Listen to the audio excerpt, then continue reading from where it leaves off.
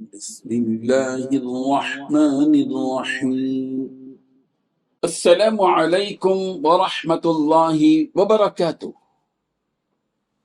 پیارے بچوں، Sunday class سبق نمبر 38، لیسن نمبر 38، اور آج ہم تمہارے سامنے پرانی ترتیب ملحوظ رکھتے ہوئے سب سے پہلے بنیادی دینی باتیں، عنوان ہوگا غیبت اور چغل خوری ہرگز مت کر۔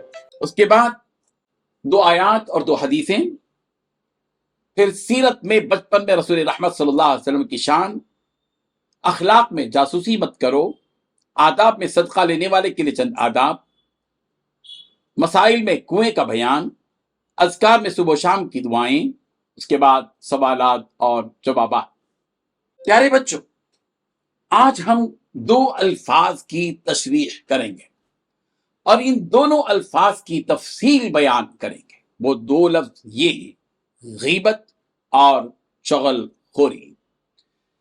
غیبت کہتے ہیں کہ جو شخص ہمارے سامنے نہ ہو اور اس کا تذکرہ ہم کسی اور کے سامنے اس انداز میں کر رہے ہوں کہ اگر وہ شخص سن لے تو اس کو تکلیف ہو، یعنی اگر اس شخص کی برائی کسی اور کے سامنے ایسے وقت میں کریں جس وقت میں وہ شخص نہ ہو جس کی برائی کی جا رہی ہے، اسی کو غیبت کہتے ہیں۔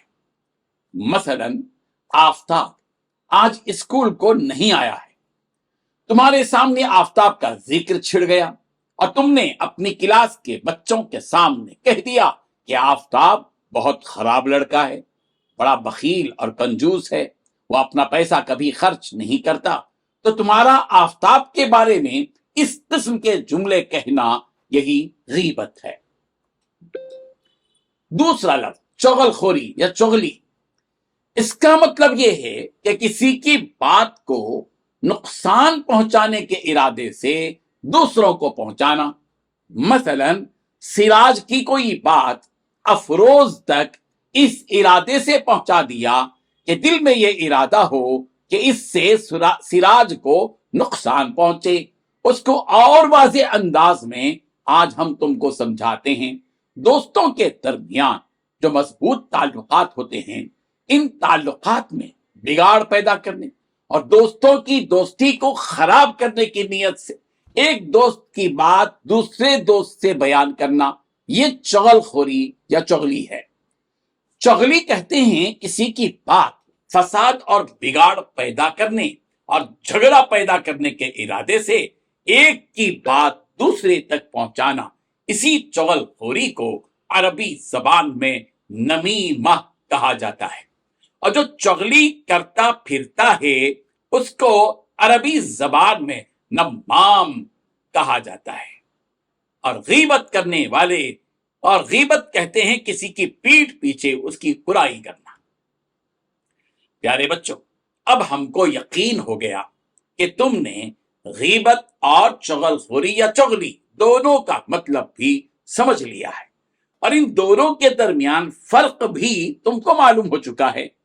ہم تمہاری ذہنی صلاحیت کو سامنے رکھتے ہوئے یہ بھی محسوس کرتے ہیں کہ تم کو ان دونوں کاموں کے برے ہونے اور بہت بڑے گناہ ہونے کا علم و احساس بھی ہو چکا ہے۔ اور جب غیبت اور چغل خوری دونوں برے کام ہیں اور گناہ کے کام ہیں، تو تم آج سے یہ پختہ ارادہ کر لو کہ تم نہ کسی کی غیبت کرو گے اور نہ ہی کسی کی چغل خوری کرو گے۔ کسی بھی نیکی کے کام یا کسی بھی برے کام کے بارے میں ہمیں سب سے پہلے یہ دیکھنا ہے کہ اس نیک یا برے کام کے بارے میں قرآن مجید کیا کہتا ہے۔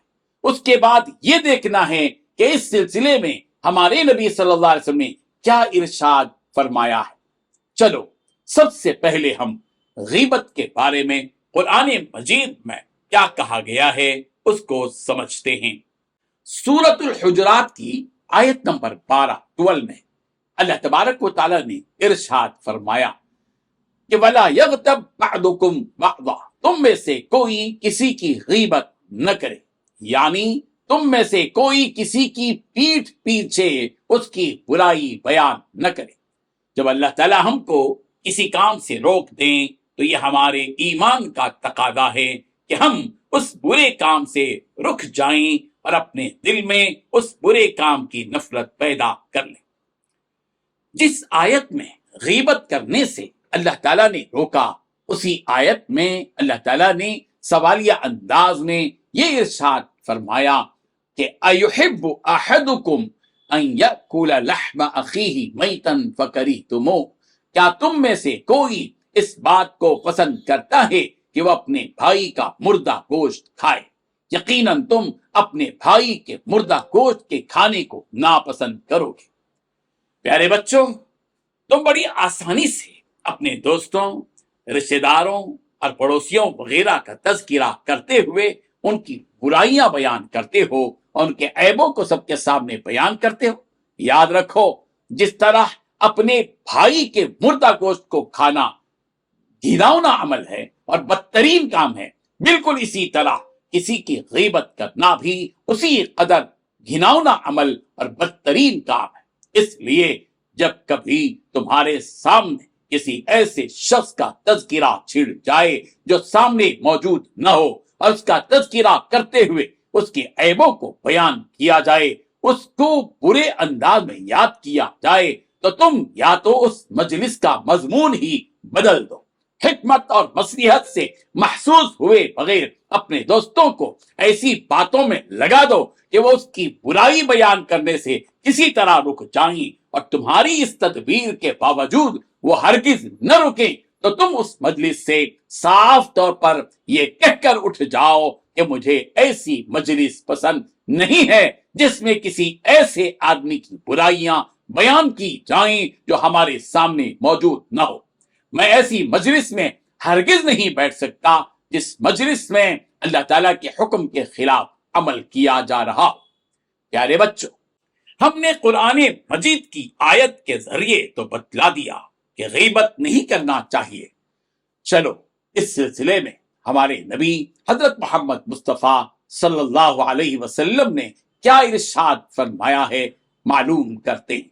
ہمارے نبی صلی اللہ علیہ وسلم نے ارشاد فرمایا، لا يدخل الجنت قطات، متفق علیہ، بخاری اور مسلم کی روایت ہے۔ فرمایا چغل خور جنت میں داخل نہیں ہوگا۔ غور کیا بچوں کہ غیبت اور چغل خوری کتنا بڑا جرم ہے کہ جو کوئی یہ جرم دنیا میں کرے گا وہ کل قیامت کے دن جنت میں داخل نہیں ہوگا۔ پیارے بچوں، اگر ہم ایسا گناہ کریں جس کا تعلق اللہ تعالیٰ سے ہے تو اللہ تعالیٰ اپنی رحمت اور اپنے فضل سے وہ گناہ معاف کر دیتے ہیں۔ مثلا ہم نے کسی ایک وقت کی نماز چھوڑ دی تو یہ نماز کا چھوڑنا گویا اللہ تعالیٰ کے حق کو ضائع کرنا ہے۔ اللہ تعالیٰ چاہیں گے تو معاف کر دیں گے، لیکن اگر کسی نے کسی بندے کا حق مارا تو جب تک وہ بندہ معاف نہ کر دے اس وقت تک اللہ اس کو معاف نہیں کریں گے۔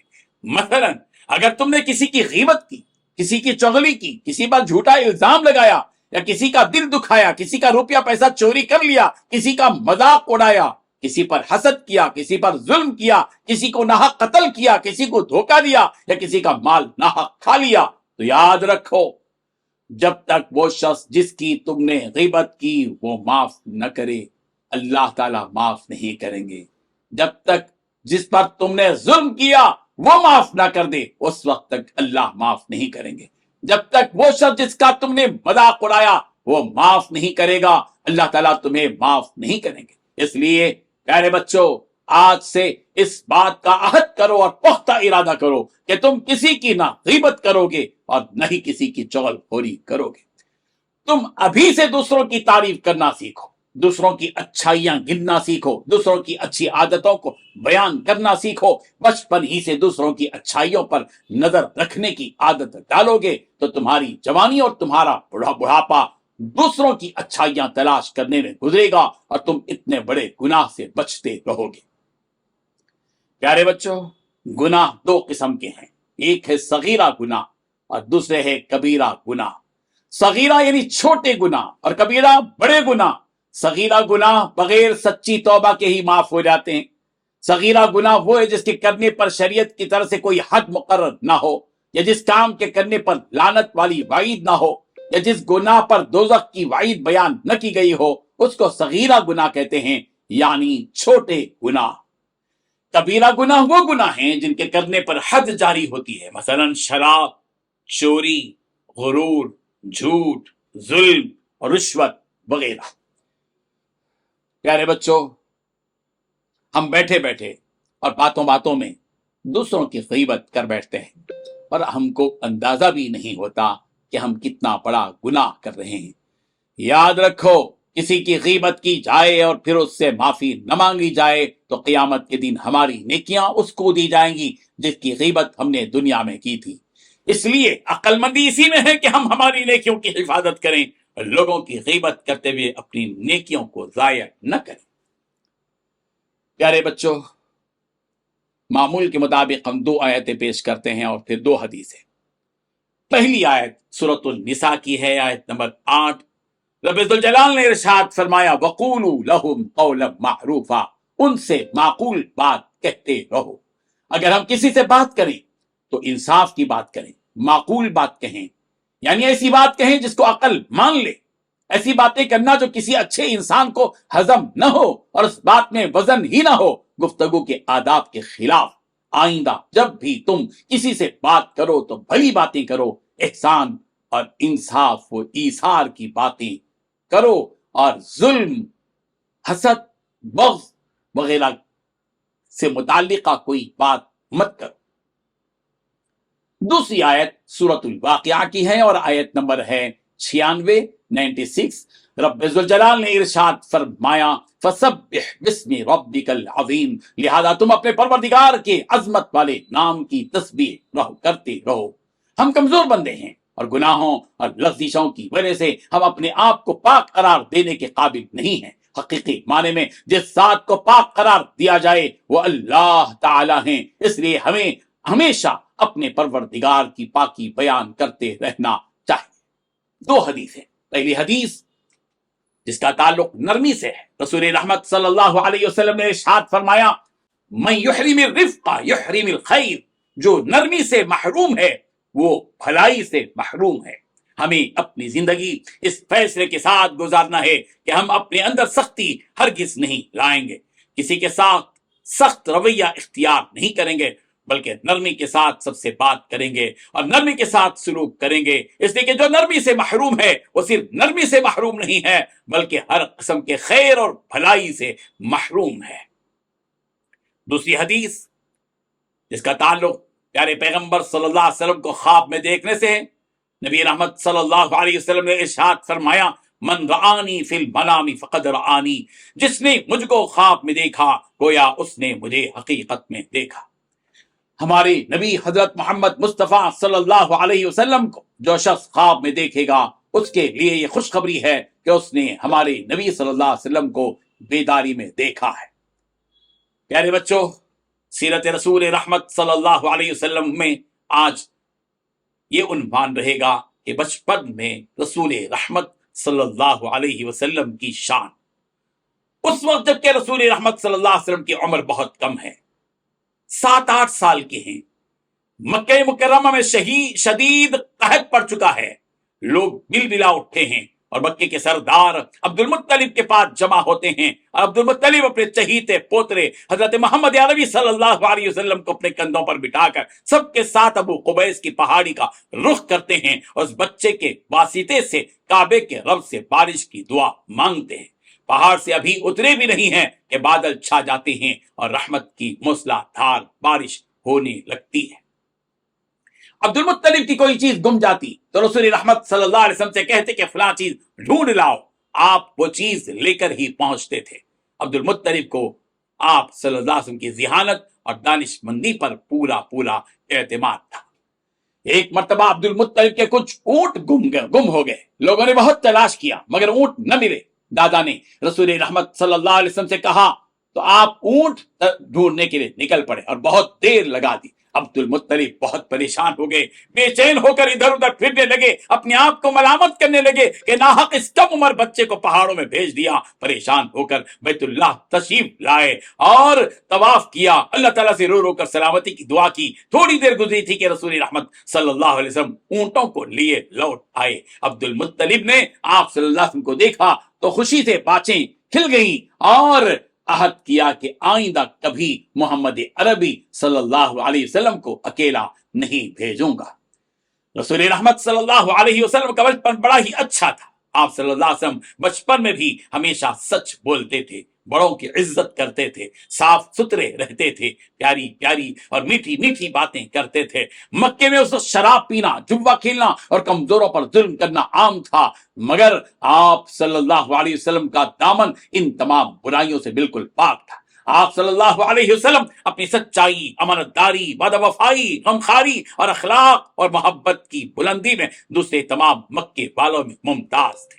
لوگ رسول رحمت صلی اللہ علیہ وسلم کو صادق یعنی سچا اور امین یعنی امانت دار کہہ کر پکارتے تھے۔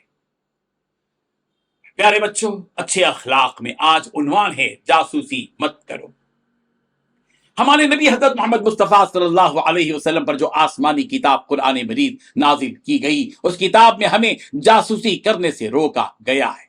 سورہ حجرات کی آیت نمبر 12 میں ہے وَلَا تَجَسَّسُوا، اور جاسوسی مت کرو۔ جاسوسی کے معنی ہے کسی کے بارے میں اس کی اجازت کے بغیر پوشیدہ طور پر رازدارانہ انداز میں اس کی معلومات حاصل کرنا کہ وہ کہاں جا رہا ہے، اس کی نقل و حرکت کا خاموشی سے پتہ چلانا، اور وہ کہاں جا رہا ہے، کس سے مل رہا ہے، کس کے گھر جا رہا ہے، کہاں بیٹھ رہا ہے، یہ ساری چیزوں کے پیچھے پڑنا جاسوسی کرنا ہے۔